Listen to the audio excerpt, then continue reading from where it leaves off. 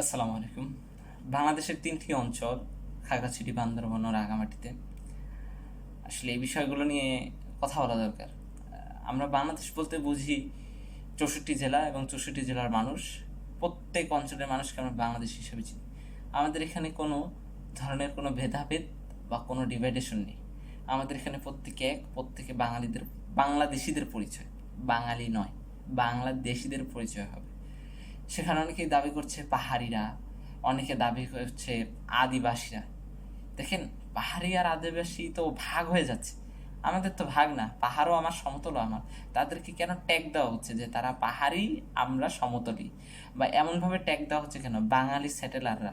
আমরা একটা পত্রিকার একটা নিউজ দেখতাম, আমি নামই বলি কারণ এদের কার্যকলাপ তো সরাসরি দেখা যাচ্ছে। যেমন দ্য ডেইলি স্টারের একটা কাগজে দেখা যাচ্ছে যে মাহফুজা নামের পত্রিকা, যে দেখা যাচ্ছে যে তারা লিখেছে, একটা প্রতিবেদন লিখতে যাওয়ার সময় এক জায়গায় লিখেছে যে বাঙালি সেটেলাররা। তো এখানে কথা হচ্ছে বাঙালি সেটেলাররা কারা? বাংলাদেশের মানুষ তো বাংলাদেশি, আবার সেটেলার কারা?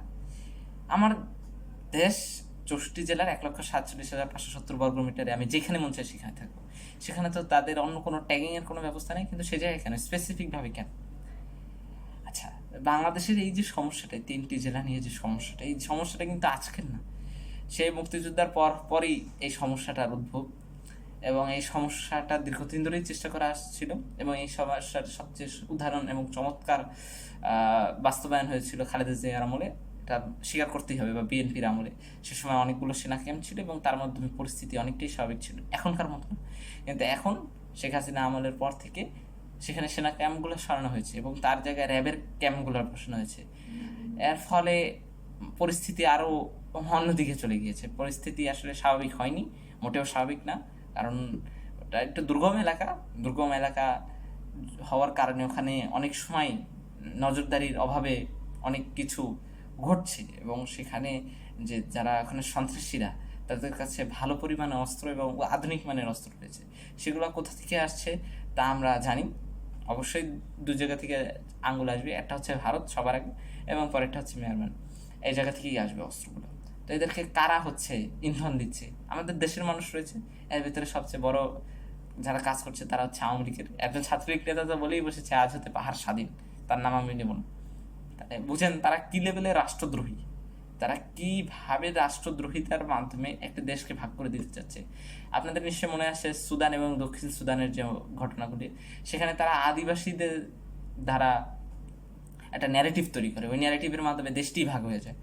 এবং ভারত আমাদের এই জায়গাটিকে দুর্বল জায়গা, আমাদের অবশ্যই এটি দুর্বল জায়গা।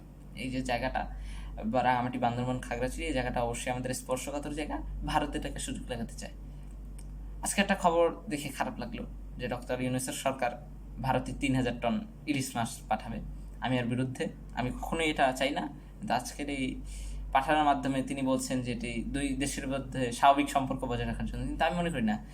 বিজেপির এক নেতা অমিত শাহ, সে বলেছে বাংলাদেশিদেরকে অবৈধ প্রবেশ ঠেকাতে তার কাটায় উল্টো করে ঝুলিয়ে রাখার কথা। আর আমরা আমাদের দেশের নীতি নির্ধারক পর্যায় থেকে বক্তব্য আমরা আশা করিনি, আসলেই আশা করিনি। আসলে আরও একটি বিষয় আসলে এখানে আসে যে বাংলাদেশের এখন সেনাবাহিনী ম্যাজিস্ট্রেট ক্ষমতায় আছে, সে বিষয়টিও আসে। সেই বিষয়টি নিয়ে কথা বলতে হলে আসলে আমি প্রথমে কথা বলতে চাইনি, কারণ আমি 2-3 দিন দেখতে চেয়েছি যে পরিস্থিতিটা কি হয়। মূলত সেনাবাহিনী আসার পর কিছু চেঞ্জ হয়েছে, এটা খুবই ভালো নিউজ। কিন্তু সব চেঞ্জ হয়নি। বেশিরভাগ জায়গায় এখনও সে যে একটা কানেকশন, সেই কানেকশনটি তৈরি হয়নি, এবং কিছু জায়গায় এখনও ঘাটতি রয়েছে। এর মাধ্যমে সেনাবাহিনীর যথেষ্ট গুরুত্ব সহকারে কাজ করছে, তবে একটি ভয়ের বিষয় রয়েছে। কারণ আমরা জানি সেনাবাহিনীতে এখন অনেকে আওয়ামী লীগের লোক রয়েছে, দালাল রয়েছে। তারা এখনও দেশকে অস্থিতিশীল করতে চায় এবং তারা এখনো চেষ্টায় আছে। শুধু তারা নয়, এদেশের ভিতরে থেকেও বাইরে থেকেও ব্যাপকভাবে মানে চক্রান্ত চলছে। শেখ হাসিনার সময় সবসময় বলতো না একটি চক্রান্ত, কিন্তু সেগুলো তো সে নিজেই করতো। কিন্তু আজ সত্যিকারের অর্থেই বাংলাদেশের ভিতরে এবং বাইরে থেকে চক্রান্ত চলছে। আসলে এই পরিস্থিতি থেকে বের হতে হলে আমাদের দরকার এখন ঐক্য, প্রত্যেকটা রাজনৈতিক দলের, ছাত্রদের, সবার। আপনি আপনি চাইলেই আপনি এখনো ঐক্য ছাড়া আপনি টিকতে পারবেন না। ঐক্যটা হচ্ছে সবার আগে। অবশ্যই আমরা নির্বাচন চাই, তবে সেটা রয়েস হয়ে একটু ধীরে সুস্থে, এত তারপরেও কিছু নয়, তবে আবার বেশি দেরি করাও ঠিক নয়। এবং বাংলাদেশের যে পরিকাঠামোর যে অবস্থা, আমি আশা করি ইনশাল্লাহ দিনে দিনে ঠিক হবে। তবে আমাদেরকে সজাগ থাকতে হবে। বিশেষ করে সেনাবাহিনীর বিষয়টি এখনও কনসার্নের একটি বিষয়, কারণ যে কোনো মুহূর্তে তারা এখন ক্ষমতায়, মানে তাদের ক্ষমতা বলতে বোঝাচ্ছি যে অ্যাডমিনিস্ট্রেশনের যে ক্ষমতা সেটা পাওয়ারের বলটা কিন্তু সেনাবাহিনীর কাছে। মানে সরকার কিন্তু চাইলেই মুভ করতে পারছে না, সেটা সেনাবাহিনীর মাধ্যমে মুভ করতে হচ্ছে। তাই এটা একটা বড় রিস্কের কারণ। আমাদের সতর্ক থাকা উচিত এই বিষয়টিকে নিয়ে। এবং আরও একটি কথা বলতেছি, দেশের কয়েকটি অনাকাঙ্ক্ষিত ঘটনা, যে কয়েকজন গণপিটুনিতে শহীদ হয়ে গিয়েছে। শহীদ বলতে আমি একজনকে বুঝাচ্ছি, যে তোফাজ্জল নামের যে ভাই, সে শহীদ হয়ে গিয়েছে। আমি একজনকে বুঝাচ্ছি, অন্যজনকে নয়। আসলে এখানে আমাদের খুবই খারাপ লেগেছে, স্বাভাবিক, সবারই আমরা শাস্তি চাই, এবং যাতে উপযুক্ত শাস্তির মাধ্যমে এভাবে যাতে কেউ না করে, কারণ এটা আসলে ঠিক। আপনি চাইলে পুলিশে দিতে পারতেন বা অন্য কিছু করতে পারতেন, এভাবে পিটিয়ে মারাটা ঠিক না। কারণ আমরা যেহেতু ইনসাফ চাচ্ছি, তাই আমরা সব জায়গায় ইনসাফ চাবো, যেখানেই হোক না কেন। আর জাহাঙ্গীরনগরের যে কথাটা, সেটা তাদের প্রাপ্য, সে বিষয় নিয়ে আমি কিছু বলতে চাই না। তবে হ্যাঁ, তারও ইনসাফ পাওয়ার অধিকার রয়েছে, আমরাও চাই সে ইনসাফ পাক। কিন্তু বাংলাদেশে বিগত 16-17 বছর যা হয়েছে, সেটা তো তাদেরই ফসল। আর আরও একটি কথা, এখনও অনেক বড় বড় নেতা তারা পালিয়ে রয়েছে, তাদেরকে ধরার কোনো অ্যাকশন আমরা দেখতে পাচ্ছি না। এবং এটা যে কত বড় ভয়ানক ঘটনা ঘটাতে পারে তা কল্পনার বাইরে। এটা যদি বেশি দেরি হয়, ভয়ানক পরিণতি ঘটে যেতে পারে, কারণ হাসিনাদের সাঙ্গপাঙ্গ কিন্তু এখনও রয়েছে দেশে। আর একটি বিষয় হচ্ছে যে সামনে যে আমাদের সনাতন ধর্মাবলম্বীদের যে সামনে একটি বড় একটি অনুষ্ঠান, তাদের আমাদের সতর্ক চোখখান খোলা রাখতে হবে। কোনোভাবেই কোনো ধরনের অনাকাঙ্ক্ষিত ঘটনা ঘটানো যাবে না, কারণ তারা উৎপেতে রয়েছে। এবং এবং আমি এতটুকু বলতে পারি, হাসিনা শিওর যে একটা ঝামেলা ঘটানোর সে সর্বোচ্চ চেষ্টা করে। কারণ হাসিনা এগুলো ট্রাম্প কার্ড হাসিনার কাছে। জামাত শিবির, এসব সনাতনী ধর্মাবলম্বীদের সাধারণদেরকে ট্রাম্প কার্ড হিসেবে হাসিনা ব্যবহার করতে চায়। ওদিকে খাগড়াছড়ি, বান্দরবানের যারা মানুষ রয়েছে তাদেরও। তবে একটি কথা পরিষ্কার এবং সুস্পষ্টভাবে হাসিনা মনে রাখা উচিত, বাংলাদেশের মানুষের কথাবদ্ধ।